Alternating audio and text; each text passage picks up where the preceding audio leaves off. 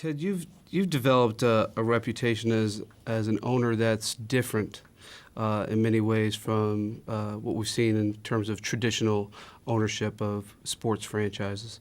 What do you see as the role of an owner of a professional sports team? Well, I think the fans really own the team, and that you as an individual are more a steward of the brand. And what I've tried to do in the dozen years or so I've owned the teams is give the teams back to the fans.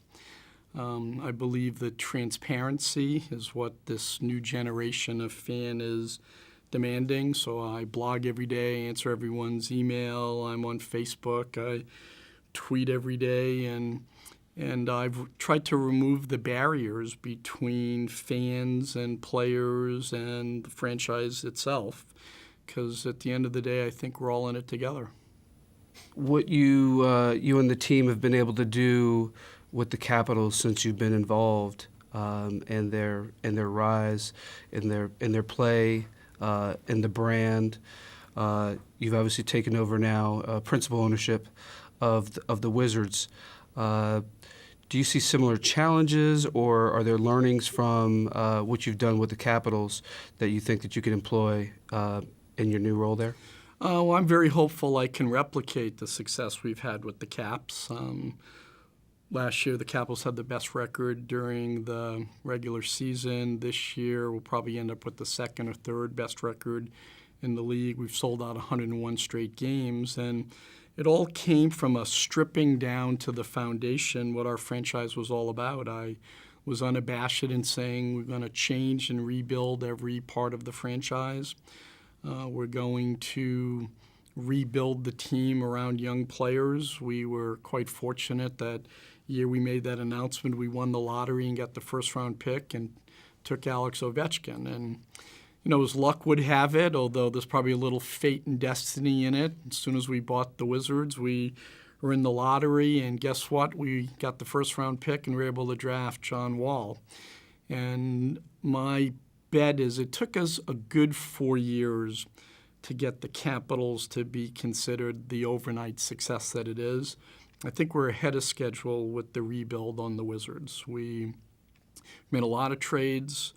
We have a lot of first-round picks.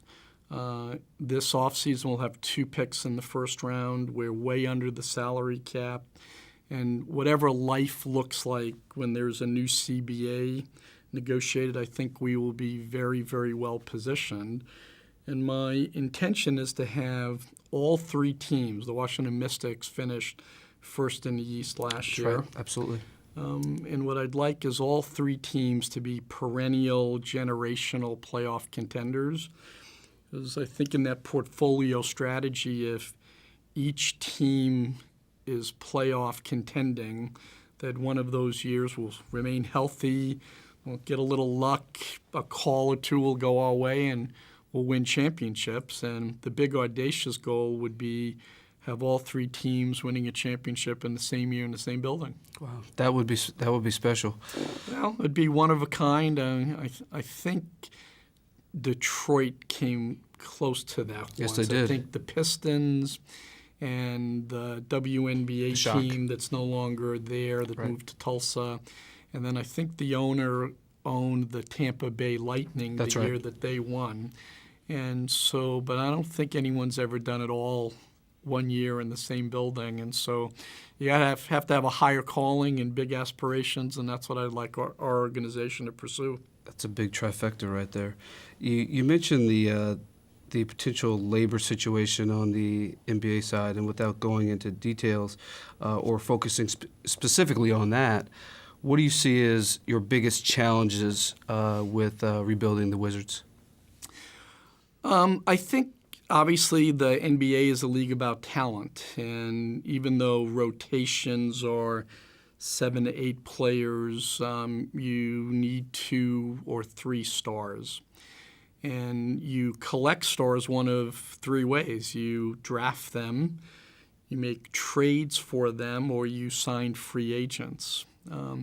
If you best practice and you look critically over the last 25 years, the generationally great teams that have won championships, or multiple championships. Detroit, Houston, Chicago, San Antonio, the Lakers, their bedrock foundational players were drafted. And then they used trades and free agency to build around. The Miami Heat this offseason, they've done it primarily through free agency, and time will tell whether that's the right strategy. The Celtics, who are a great team and won a championship, their core players all came via trade. And so there's lots of ways that you can get to the top, but if you just look and model over a 25, 30-year period, the draft is the way to go. And, we'll have another lottery pick this year, and we'll have a second pick, and then I think our work will be done with young players. And then you have to create a culture. I want a culture where the team is very connected to the community. It's tough as nails. I think teams have to reflect the community that they serve. And, I'm hopeful that in a couple of years we've crafted a team that the community falls in love with and trusts, and we sell out every Wizards game just like we do every Caps game. Many project the kid from Duke, Kyrie Irving, to be the number one draft pick. If he is the number one draft pick, he's a point guard, and you drafted a point guard last year. Some people will say that with the number one pick, if you have it, you go for the best talent available. Do you subscribe to that theory, or do you look at other factors? Well, it's a good thing you and I don't actually have to make that decision, that our head of basketball operations and GM and the coach would do it. We're all set at point guard, and I wouldn't be surprised, though. I mean, if he is the consensus number one pick, which I haven't heard, but if he is, you could take it and then flip it and get a player and somebody else's first pick, and that would accelerate your rebuild. We're probably most in the market for someone who can score on the front court side, either small forward or another center. But usually what happens in a draft, it's no secret, to get really good, you got to be really bad. And the best players are at that first 3, 4, 5 spot. And it's amazing to me. There's great players. They played 2 years, 3 years, 4 years in college, and you know what they are. You think you know what they are. And young kids, the one-and-done kids, are the ones who everyone aspires to draft because they're so young, and you project on them upside. And in many cases, that's worked great. In many cases, the rigors of being a professional takes its toll on some of these young men. And so I think drafting, I think development and coaching are really important.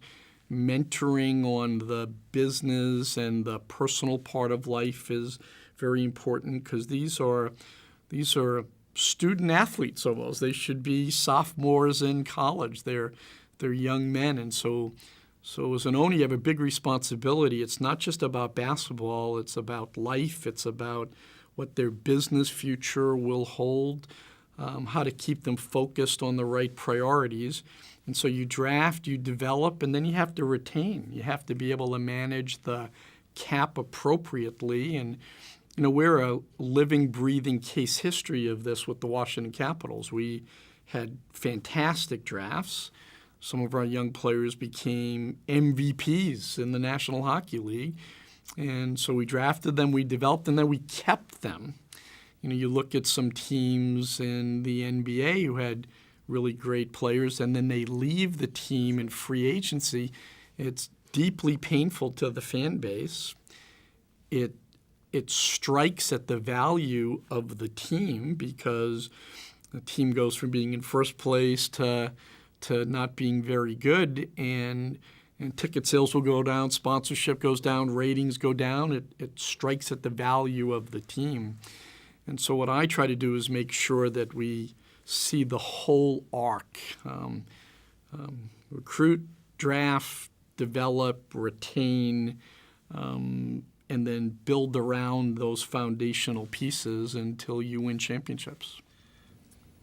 You've been involved in innovation your entire business career. When you think about the sports business and where you sit from ownership, what do you see? Is there one thing or things over the next 10 years that will change the experience in venue or otherwise? Well, it will always be sports teams, will always play a big role in our community, but we're really big data warehouses, and we have this unique perspective. We get 2.5 million people coming into our building in Washington, D.C. a year to see one of the 3 teams or the concerts. We get millions and millions of people watching our events on television. Our audience is broad. It's Washington, Virginia, Maryland, and so we're a public gathering space. We're a local e-commerce company. I'm on the board of directors of American Express. I'm vice chairman on the board of directors of Groupon. I laugh some days because I go, what we talk about is just what American Express and Groupon talks about. Data, what people do locally, what their presence is, how are they spending their time and money, because those are the main currencies that we worry about.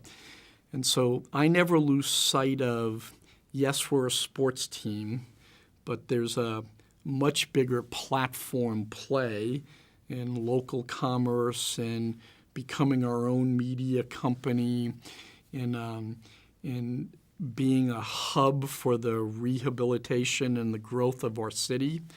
Within 12 years ago, the neighborhood where the teams play were adult bookstores and drug dealers. Now we have Verizon Center, and it's the shopping mecca of the city, and the Shakespearean Theater opened across the street, and the whole city's budget is $4 billion, and 10% of that tax revenue is coming within a half-a-mile radius of our arena. So we were a big driver of economic development for our city, and so it's not just about wins and losses. It's not just about selling tickets, selling merchandise, driving ratings. We have a central role in the economy of our city. And so owning a sports team is a big social responsibility and one that I take very seriously.